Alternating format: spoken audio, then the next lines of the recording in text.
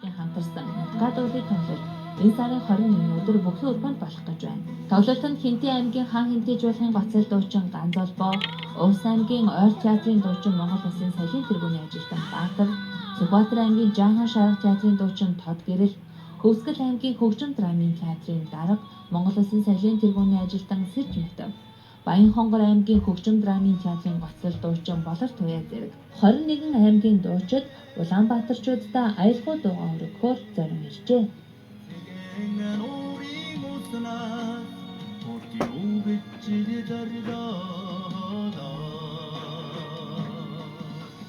Орон нутгийн театрын маань тэр болгон бас одоо Улаанбаатар хотод ирээд энэ нийслэлийн хөдөлмөрч иргэдэд тэр болгон одоо уран бүтээлийг өргөдөж чаддаг. Бас энийг бас гүүр болж ингэж тоглох зохион байгуулж байна.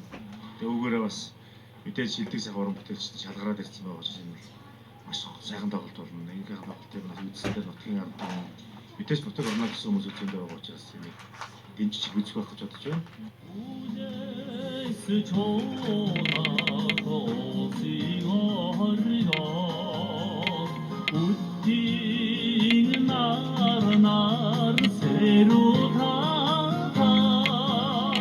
Тоглолтод 21 аймгийн театр жуулын дуучид хамтран бид театр жуулгын шинэ уран бүтээлийг хамтран дурлах бөгөөд Нутгадуулын тоглолтоо үргэлжлүүлэн 21 аймгийн ард иргэд малчин түмэндээ хүрэхээр бэлтгэж байна.